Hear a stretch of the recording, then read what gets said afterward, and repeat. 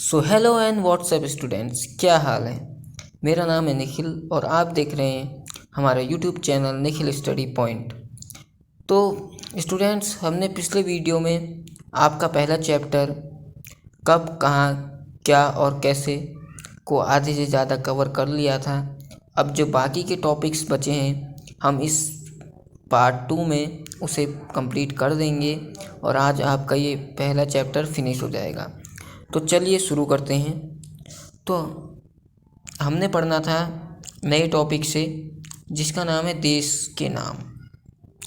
तो यहाँ पर ये जो टॉपिक है देश के नाम, ये प्रमुखतः किसी अन्य देश के लिए नहीं बल्कि अपने देश भारत के लिए है। किसके लिए? भारत के लिए।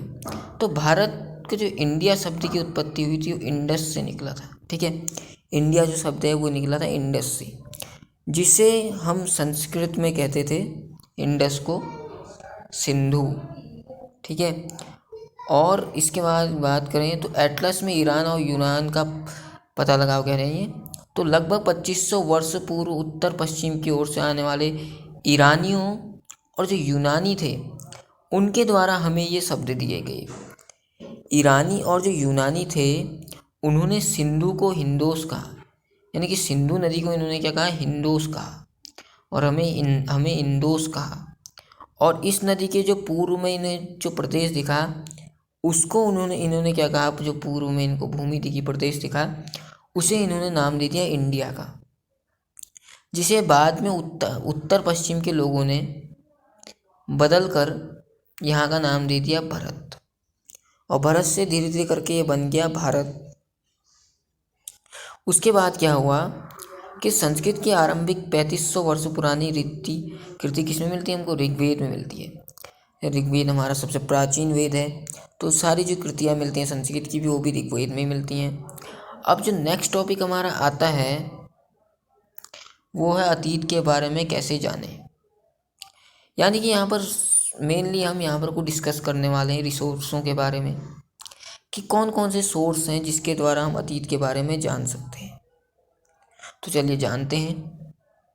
सबसे पहले जो हमारा सोर्स आता है अतीत के बारे में जानने के लिए, उनमें नाम आता है पांडुलिपि का। देखिए, आपने बचपन में कहीं ना कहीं पांडुलिपि का नाम नहीं सुना होगा, मतलब सुना होगा। अगर नहीं भी सुना है तो मैं आपको बताता हूँ पांडुलिपि क्या होती थी प्राचीन टाइम में। देखिए, पांडुलिपि जो है एक पत्र टाइप का होता था, पत्ती होती है, भुर्ज नामक पेड़ होता है, भुर्ज नामक पेड़ जो कि पाया जाता है हिमालयी क्षेत्र में। ठीक है, तो हिमालय क्षेत्र में भुर्ज नामक एक पेड़ पाया जाता है। तो उसकी जो छाल है उसको विशेष तरीके से तैयार करके एक भोजपत्र का निर्माण किया जाता था। ठीक है, फिर उसमें देवनागरी लिपि में कुछ अक्षर लिखे जाते थे, तो वो पांडुलिपि बनकर तैयार हो जाती थी। उसे कहते थे हम पांडुलिपि, जो कि मेनली राजाओं या शासकों द्वारा लिखवाई जाती थी। ठीक है, पांडुलिपि जो शब्द है वो लैटिन भाषा का शब्द है। ठीक है, और लैटिन भाषा का शब्द है जिसको लैटिन भाषा में कहते हैं मैन्यूस्क्रिप्ट। ठीक है, इसमें जो मेनू का अर्थ होता है वो होता है हाथ, और जो स्क्रिप्ट का मतलब होता है निकला। यानी कि हम टोटल इसका अर्थ निकालें पांडुलिपि का, तो इसका अर्थ होता है हाथ से निकला या हाथ से लिखा हुआ। ठीक है, मैंने आपको बता ही दिया है कहाँ मिलता है, हिमाचल क्षेत्र के भुर्ज नामक पेड़ की छाल से बनते हैं ये ताड़पत्र। इसके बारे में हमने आपको बता ही दिया है। अब जो है उसके नीचे को आते हैं हम। अब देखिए यहाँ पर से बढ़ते हैं आगे। तो ये देखिए, ये है हमारी पांडुलिपि। अगर आपको समझ में नहीं आ रहा है तो आप चित्र देख सकते हैं। ये जो है ये है आपका ताड़पत्र, जो कि मैंने आपको बताया कि भुर्ज नामक पेड़ के छिक्कल से बनाया जाता था बहुत ही बारीकी से। तो ये जो भोजपत्र है इसे हिमालयी क्षेत्र से लाया जाता था। ठीक है, अब इसके आगे को हम बढ़ते हैं, इधर को नीचे को बढ़ते हैं। तो इन पांडुलिपियों में क्या होता था कि कभी कभी इन्हें कीड़े खा लेते थे।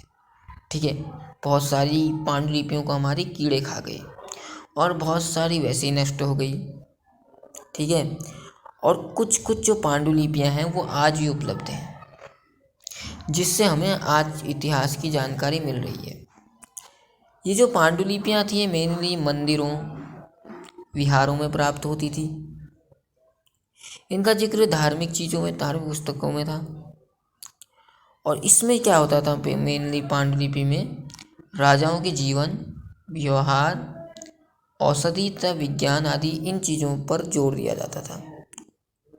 और जो ज़्यादातर हमारी ये जो महाकाव्य हैं इनका जिक्र भी हमें पांडुलिपि में मिलता है।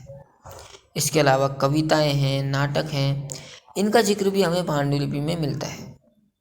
ठीक है, अब हम आगे की ओर बढ़ते हैं। ठीक है, तो ये देखिए संस्कृत में लिखे हुए जो पांडुलिपियाँ हैं वो ज़्यादातर हमें संस्कृत भाषा में लिखी हुई मिली हैं, लेकिन कहीं कहीं ये प्राकृत और तमिल भाषा में भी लिखी हुई मिली है। ठीक है, प्राकृत भाषा का उपयोग आम लोग करते थे, आम लोग, क्योंकि आसान होती होगी। और जो संस्कृत भाषा थी वो पहले से ही थोड़ी सी मुश्किल थी, तो इस वजह से उसका यूज कम लोग किया करते थे। अब आगे की ओर बढ़ते हैं, तो आगे देखिए, एक तो हमारा अतीत के निर्माण के लिए पांडुलिपि जरूरी हो गया, दूसरे हो गया हमारे अभिलेख। अब स्टूडेंट्स आपको पता नहीं होगा कि अभिलेख क्या होते हैं, अगर पता है तो अच्छी बात है। देखिए अभिलेख जो होते हैं वो किसी भी कठोर सतह जैसे कि धातु, पत्थर पर उत्कीर्ण किए जाते हैं। आपने कभी अपनी एरिया में कहीं पत्थर पे कुछ लिखा हुआ देखा है? कुछ ना कुछ तो देखा होगा। तो वो जो देखा है वो कभी मिटता है पत्थर पे लिखा हुआ, अगर कुछ गहरे तरीके से लिखा गया है? नहीं मिटता है। तो वो उसी टाइप से प्राचीन टाइम में कुछ ज़्यादा चीज़ें थी नहीं, इसीलिए कठोर सतहों पर जैसे पत्थर या किसी धातु पर अभिलेख ऐसे ही कुछ लिख दिया जाता था, उसे हम अभिलेख कहते थे। ये अभिलेख जो हैं राजाओं द्वारा लिखवाए जाते हैं। ठीक है, और ये अभिलेखों की ये खासियत थी, एक बहुत ही टाइम तक का कुछ नहीं होता था इसको। आज भी आप देखो कि अशोक के जो अभिलेख हमें देखने को मिलते हैं पूरे वैसे जीवंत हैं, आप उन्हें आसानी से पढ़ सकते हैं। तो इस तरीके से था। तो अब देखिए, जैसे मैंने आपको बताया दिया कठोर सतहों पर लिखे जाते हैं करके। अब नीचे चलते हैं और राजा और रानियों के बारे में जिक्र होता है, ऐसे मेनली शासकों की लड़ाइयों के बारे में। तो मेनली शासक को ही फोकस करते हैं। उसके बाद जो है नीचे आते हैं थोड़ा। अब यहाँ पर को जो है दूसरा स्रोत तो हमारा अभिलेख हो गया इतिहास का, पहला पांडुलिपि, दूसरा अभिलेख, और तीसरे आगे सबसे मेन पुरातत्वविद। अब देखिए दोस्तों, पुरातत्वविद क्या होते हैं? तो पुरातत्वविद वो होते हैं जो कि पुरानी चीज़ों की खोज करते हैं। इतिहास को हमारे सामने लाने में सबसे ज़्यादा जो है पुरातत्वविदों का ही योगदान है। पुरातत्वविदों द्वारा ही हमारी सिंधु सभ्यता या हड़प्पा सभ्यता की खोज की गई थी, जिसमें कि दयाराम साहनी, R.D. बनर्जी और जॉन मार्शल का नाम आता है। ये आप बड़ी क्लासों में पढ़ेंगे। तो हम अभी जान लेते हैं पुरातत्वविद। तो पुरातत्वविद क्या होते हैं? पुराने इतिहास का निर्माण करते हैं। ठीक है, वो अलग अलग चीज़ों को बड़ी बारीकी से देखते हैं, जैसे कि पत्थर, ईंट और चित्र, मूर्तियाँ, औजार, हथियार, बर्तन, आभूषण, यानी कि बहुत सारी चीज़ों को जो है वो बारीकी से देखते हैं। ठीक है, तब जाके हमारे लिए कोई वो रिजल्ट बनाते हैं। इसके अलावा सिक्कों पे भी उनका बहुत ज़्यादा ध्यान रहता है, क्योंकि सिक्कों से भी हमें किसी के शासनकाल के बारे में काफ़ी अच्छी नॉलेज मिलती है। पुराने जानवरों, चिड़ियों, मछलियों की हड्डियाँ भी ढूंढते हैं, वो उसमें भी कुछ ना कुछ फैक्ट वाली चीज़ें ढूंढ लेते हैं, और लकड़ी के जले हुए टुकड़े ढूंढते हैं। पांडुलिपियों में अभिलेखों तथा पुरातत्व से ज्ञात अधिकारियों के इतिहास स्रोत कहते हैं। तो मतलब स्रोत किसे कहते हैं? ये तीन चीज़ों को, एक इतिहासकार, एक पांडुलिपि को, एक अभिलेख को, एक पुरातत्व को, जो पुराने तत्व होते हैं। तो इन्हें क्या कहते हैं? ये स्रोत कहते हैं इतिहास का। ठीक है, अब हम नीचे की ओर बढ़ जाते हैं फिर, क्योंकि इन स्रोतों को हम क्यों कहते हैं पुरातत्व? क्योंकि हमारा ये अतीत का पुनर्निर्माण करने में हमारी मदद करते हैं। धीरे धीरे अतीत का पुनर्निर्माण कैसे हुआ ये हमें बताते हैं। ठीक है, अब देखिए इतिहासकार जो है वो पुरातत्वविद क्या है? पुरातत्वविद जो है उन जासूसों की तरह है जो प्रत्येक स्रोतों का प्रयोग सुराग के रूप में अतीत जानने के लिए करते हैं। ठीक बात है, क्योंकि छोटी से छोटी चीज़ का जो है पुरातत्वविद बहुत ही ज़्यादा इफेक्टिवली यूज कर लेते हैं। ठीक है, अब हम नीचे के टॉपिक में आ जाते हैं फिर। अतीत एक या अनेक। अब देखिए टॉपिक आपको बड़ा अजीब टाइप का भी लग रहा होगा और बड़ा सही भी लग रहा होगा। देखिए अतीत एक या अनेक, यानी कि जो हमारा पास्ट है, इस टॉपिक में मेनली ये डिस्कस की गई है कि अतीत हर व्यक्ति का एक जैसा था या अलग अलग था। अब देखिए वहाँ भी कैटेगरी बटी हुई थी। जैसे कि उदाहरण के लिए हम यहाँ देख लेते हैं कि जो पशुपालक थे या जो कृषक थे या जो व्यापारी थे या जो शिल्पकार थे, इन लोगों के बारे में हमें कुछ ज़्यादा इनके अतीत के बारे में जानकारी नहीं मिलती। ठीक है, जो सामान्य वर्ग के लोग थे। पर जैसे जो विलासिता वाले थे, जैसे कि राजा रानी, इनके बारे में ही हमें ज़्यादा नॉलेज मिलती है अतीत की, इनके अतीत के बारे में। तो अतीत अनेक प्रकार के थे, लेकिन उनमें से किसी कुछ ही लोगों के अतीत हमें देखने को मिले, जैसे कि राजा रानी के। ठीक है, अब देखिए इनके रीति रिवाज अलग होने के कारण ऐसा था, और ऐसा होना है कि आम आदमी के पास इतनी पहुंच नहीं थी कि वो अपने बारे में कुछ लिखवा सके, इसलिए सारी चीज़ें जो हैं राजाओं के बारे में ही थी। ठीक है, अब हम इस आते हैं नीचे को। शासकों द्वारा मतलब जो भी काम किए जाते थे वो किसी ना किसी रूप में याद में वो कुछ ना कुछ उसका लिखवा ही लेते थे। अब गरीब लोगों को बेचारे के पास उतनी चॉइस थी नहीं। ठीक है, वो क्या करते, तो इस यहाँ पर इस टॉपिक में यही कहना चाहते हैं कि अतीत सबका एक जैसा नहीं था, अलग अलग कैटेगरी में सब डिवाइड थे। ठीक है, अब नेक्स्ट टॉपिक आता है हमारा यहाँ तिथियों का मतलब, यानी कि जो हमारी तिथियां होती हैं इनका क्या मतलब है। इस टॉपिक में हम इस बार मतलब इस हेडिंग से हम इसी बारे में जानेंगे। तो देखिए तिथियों का क्या मतलब होता है यहाँ जानते हैं। ठीक है, तो क्या होता था, दो चीज़ें मैं आपको बताऊंगा, मैं यहाँ पर से उठा के नहीं बताऊंगा। ईसा मसीह को आप यहाँ पर से पॉइंट ले लीजिए, 2000 को भी पॉइंट में ले लीजिए। अब यहाँ पर से हम चर्चा कर लेते हैं। नीचे यहाँ पर ब्लैंक पड़ा है, ये खाली स्थान है, यहाँ पर हम अपना समझाएंगे आपको। अब देखिए क्या हुआ कि तिथियों का मतलब क्या है। देखिए ईसा मसीह के जन्म से पूर्व जो है ना, तिथियां उल्टी चलती थी ईसवी पूर्व में। ठीक है, ईसा मसीह के जन्म से पूर्व, अभी मैं एग्जांपल दूंगा उल्टी कैसे चलती थी। और ईसा मसीह के जन्म से जो है तिथियां एनो, इंग्लिश हिंदी में लिखता हूँ आपको समझ आएगा, एनो डोमिनी, एनो डोमिनी ईसा मसीह के जन्म से चली एडी। ठीक है, अब इनमें क्या अंतर था, इन दोनों में एनो डोमिनी और ईसवी पूर्व में देखते हैं। तो ईसवी पूर्व में क्या था, उस टाइम में ईसा मसीह के जन्म से पूर्व, ईसा मसीह के जन्म से पूर्व क्या होता था, तिथियां उल्टी चलती थी। जैसे कि एग्जांपल दूंगा आपको, अभी इसमें जैसे अभी हमारे सन चला है 2022, तो ईसा मसीह के जन्म से पूर्व क्या होता था, अगला साल आएगा 2021, उल्टी चलती थी। जैसे हमारे उसमें उल्टी तिथियां चलती हैं, वहाँ उल्टी चलती थी। तो इसके बाद हम चर्चा करते हैं इसमें ही।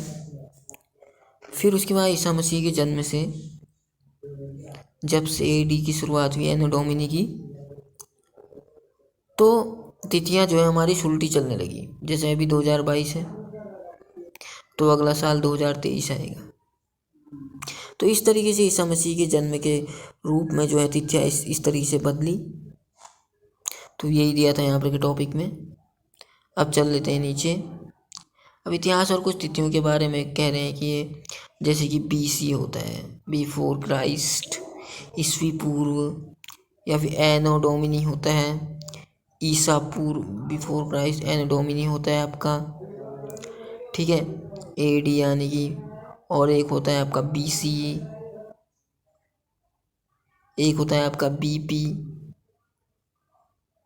तो इस तरीके से डेट अलग अलग तरीके से डाली गई हैं। ठीक है, इतिहास में। और मैंने आपको ऊपर बता ही दिया है कि ईसा मसीह से कैसा हुआ था, ईसा मसीह के टाइम से कैसा हिसाब हुआ था तिथियों का। तो अब नीचे को चल लेते हैं। अन्यत्र एक टॉपिक है। अब देखिए अभिलेखों के बारे में कह रहे हैं कि अभिलेखों को आदमी कैसे समझता था। यहाँ क्या है इस टॉपिक में? इस टॉपिक में सिर्फ ये है कि पुरातत्वविद किस तरीके से अभिलेखों को समझ पाते थे। तो उस टाइम की जो कुछ कुछ लिपियाँ होती थी इस तरीके से, देखिए अभिलेख है ये, इस तरीके से चित्रात्मक होते थे। अब ये देख लीजिए यहाँ पर सेंस बननी है, इससे इनने के मान लिया, इससे लाइन यहाँ पर को बैठाल दिया, इससे आई बना दिया, इससे ओ, इससे पी, इससे ए, फिर डी टी आर ए। अब इससे एक शब्द बन गया KLIOPADTRA।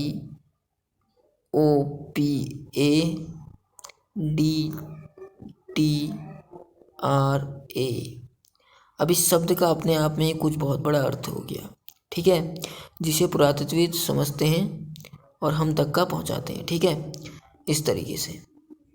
और नीचे का जो हम ये है, रोसेटा नाम का एक कस्बा है, कहाँ? मिस्र में, ठीक है। यहाँ एक उत्कीर्णित पत्थर मिला है, यही पत्थर है वो जो ऊपर दे रखा है।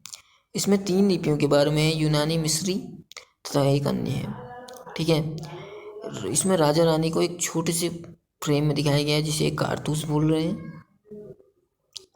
यूनानी और मिस्री जो है संकेतों को अलग अलग करके वो करते हैं, कह रहे हैं कम्युनिकेशन, और प्रयुक्त हुए आसानी से अभिलेखों को पढ़ सकें। और चित्र द्वारा जो है अभिलेखों को पढ़ना काफ़ी ज़्यादा आसान हो जाता है। जैसे कि ऊपर हमने ये चित्र देखा अभिलेख को पढ़ने के लिए। तो इस तरीके से स्टूडेंट्स हमारा ये चैप्टर हो गया फाइनल। बहुत बेहतरीन चैप्टर था, बहुत मज़ा आया इसे पढ़ के। आई होप आपको भी ये अच्छा लगा हो और आपको बहुत कुछ इससे सीखने को ही मिला हो। तो अब हम चल लेते हैं, ऐसे क्वेश्चंस देख लेते हैं फिर नीचे जाके और फिर कर लेते हैं इसको। तो देखिए यहाँ पर क्वेश्चन है, सबसे पहला निम्नलिखित को सुमेलित करो। आओ याद करें, आओ याद करें, ठीक है। यहाँ पर से चीज़ों को सुमेलित करना है। यहाँ पर से कुछ तिथियाँ भी दी हैं, इन्हें नोट कर लीजिएगा। जैसे कि ये तिथि बड़ी मेन है कि कृषि का प्रारंभ हुआ था 8000 ईस्वी पूर्व से। सिंधु सभ्यता का प्रथम नगर 4700 ईस्वी पूर्व। गंगा घाटी के नगर 2500 ईस्वी पूर्व। वर्धमान 2000 ईस्वी पूर्व। इसको नोट कर लीजिएगा साइड का ये। तो देखिए क्वेश्चन कर लेते हैं यहाँ पर से। यहाँ पर का जो पहला क्वेश्चन है, ये जो पहला क्वेश्चन है काफ़ी इजी क्वेश्चन है। इसमें आपने बस इनके मेल बैठाने हैं कि कौन कहाँ होगा, ठीक है, मेल बैठाने हैं इनके मेनली। और ये क्वेश्चन आपके लिए होमवर्क, ये आपके लिए रहा होमवर्क। एक ही क्वेश्चन, कोई मुश्किल नहीं है, इसमें आपने बस मेल बिठाने हैं इनके। और जो बाकी के सारे क्वेश्चन हैं जितने भी ऊपर को बच रहे हैं इनको मैं अभी आपको समझा देता हूँ, ठीक है। लेकिन ये जो पहला क्वेश्चन है ये आपका है होमवर्क, इसे कर लीजिएगा और कमेंट में भेज दीजिएगा, ठीक है। ये आपका रहा होमवर्क, इसे खुद से करिए, खुद से ट्राई करिए। अगर नहीं होता है तो मुझसे पूछिए, मैं इसका आंसर बताऊंगा। क्योंकि इसमें ज़्यादा कुछ सोचने का है नहीं, इसलिए मैं चाहता हूँ कि आप अपने हिसाब से कुछ सोचें और कुछ अच्छा करें। तो इसलिए ये क्वेश्चन आपका होमवर्क हुआ। अब हम आ जाते हैं दूसरे क्वेश्चन पे। इन क्वेश्चनों को सारे मैं ही बताऊँगा। ये दूसरा क्वेश्चन है कि पांडुलिपि तथा अभिलेखों में एक प्रमुख अंतर बताओ। एक ही अंतर बताना है आपने पांडुलिपि में, ठीक है। पांडुलिपि जो होती है वो किस में लिखी जाती है? ताड़पत्र में, ठीक है। और अभिलेख जो लिखे जाते हैं वो लिखे जाते हैं कठोर सतहों में। ऐसे ही आप इसका अंतर बता सकते हैं, इतना ही अंतर है इसमें, ठीक है। और भी बहुत सारे अंतर हैं, लेकिन आपसे एक अंतर पूछा है तो एक अंतर बता सकते हैं, यही कि पांडुलिपि जो होती हैं वो ताड़पत्रों में लिखी जाती हैं, लेकिन अभिलेख जो होता है वो कठोर सतहों पर लिखा जाता है, ठीक है। अब चलिए नीचे चलते हैं क्वेश्चनों में, आओ चर्चा करें। देखिए रसीदा ने जो प्रश्न पूछा था, रसीदा की आपको याद होगी कि शुरुआत में चैप्टर ही उससे ही चला था कि क्या, कब, कहाँ और कैसे चैप्टर की शुरुआत ही रसीदा से हुई थी। तो उसने पूछा क्या था, ठीक है, रसीदा के प्रश्नों को फिर से पढ़ो, इसके क्या उत्तर हो सकते हैं। यानी कि रसीदा ने क्या कहते हैं का प्रश्न आपको फिर से पढ़ने के लिए कह रहा है। तो देखिए रसीदा के प्रश्न में यही था, क्या था कि वो एक दिन न्यूज़पेपर पढ़ रही थी, ठीक है।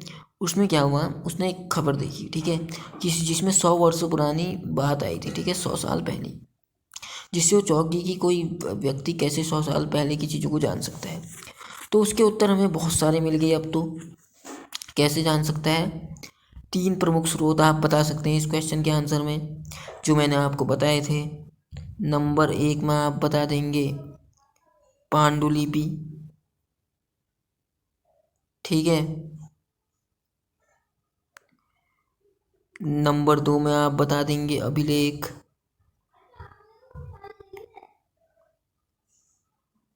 अभिलेख बता दीजिए।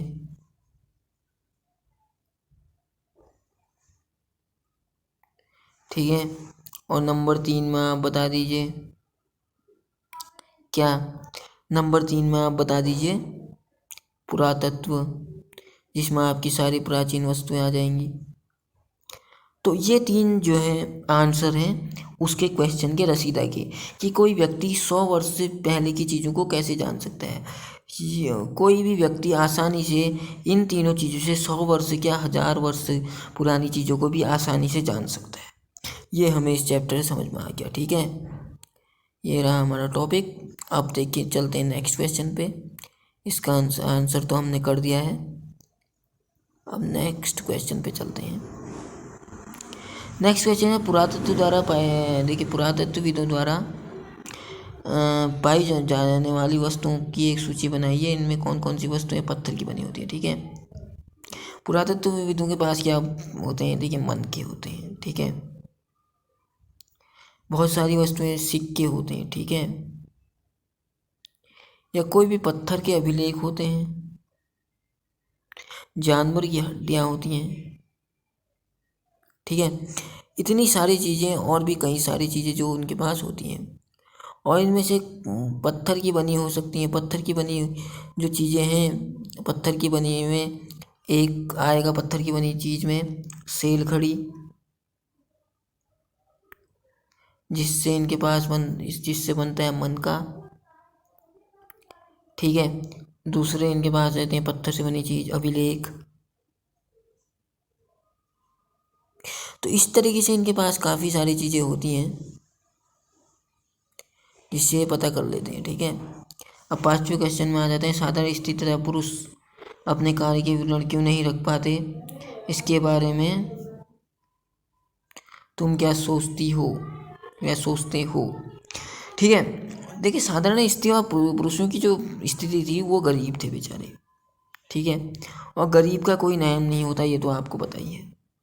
गरीब को कोई भी समाज में नहीं पूछा जाता, तो वो बेचारे उनके पास शक्ति का अभाव था। अब राजाओं के पास तो, शासकों के पास तो पूरी शक्ति थी, इनके पास तो शक्ति थी ही नहीं, शक्ति के अभाव थे पूरे, ना इतनी इनके पास आई थी कि अपने बारे में कुछ लिखवा सकते। तो इसलिए जो है ये नहीं लिख पा पाए, ठीक है। 6वां क्वेश्चन आता है कम से कम 2 ऐसी बातों का उल्लेख करो जिनसे तुम्हारे अनुसार राजाओं और किसानों के जीवन में भिन्नता का पता चलता है। राजा और किसान के बीच में भिन्नता 2 ही बातें बतानी है। देखिए राजा जो होते थे इनका जिक्र हमें पांडुलिपि में आसानी से मिल जाता है, ठीक है। अभिलेख में भी मिल जाते हैं राजा आसानी से। और किसान जो हैं बेचारे अपने किसान, इनकी जो चर्चा है वो कहीं देखने को नहीं मिलती।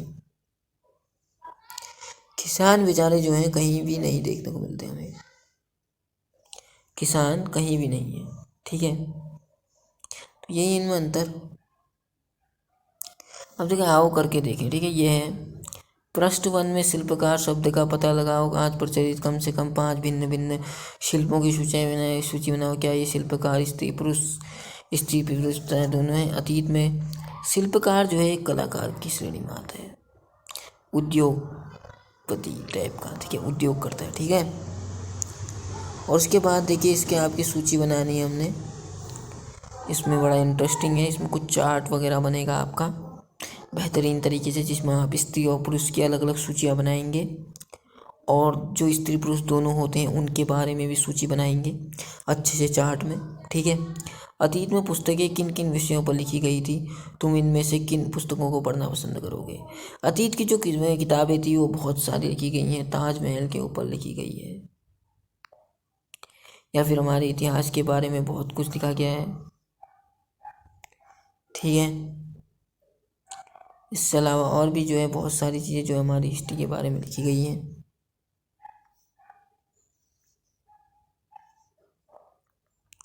और आगे को बढ़ते हैं तो पुस्तक हम पढ़ना चाहेंगे पंडित जवाहरलाल नेहरू जी की एक पुस्तक है, बहुत ही बेहतरीन, नेहरू जी की। ठीक है, जवाहरलाल नेहरू जी की पुस्तक है एक, उसका नाम है डिस्कवरी ऑफ इंडिया। ठीक है, उसे हम पढ़ना चाहेंगे। भारत की खोज हिंदी में इसका मीनिंग है। तो काफ़ी अच्छी किताबें हमारे भारत में हैं जिन्हें हम पढ़ना चाहेंगे, काफ़ी बेहतरीन है। तो दोस्तों बस इसी तरीके से ये चैप्टर की समाप्ति हमने कर ली है, क्या कब कहाँ और कैसे। इसमें हमें इतिहास की काफ़ी अच्छी जानकारियाँ देखने को मिली। तो आई होप आपको वीडियो अच्छी लगी हो। तो ऐसी वीडियो देखने के लिए हमारे चैनल से जुड़ जाएं, चैनल को सब्सक्राइब करें, शेयर करें, लाइक करें, कमेंट करें। कुछ भी क्वेश्चन समझ में नहीं आता है तो मुझसे पूछ लें कमेंट में, मैं उसका आंसर कर दूंगा। तो थैंक यू गाइस, तो मिलते हैं नेक्स्ट वीडियो में, तब तक के लिए बाय बाय।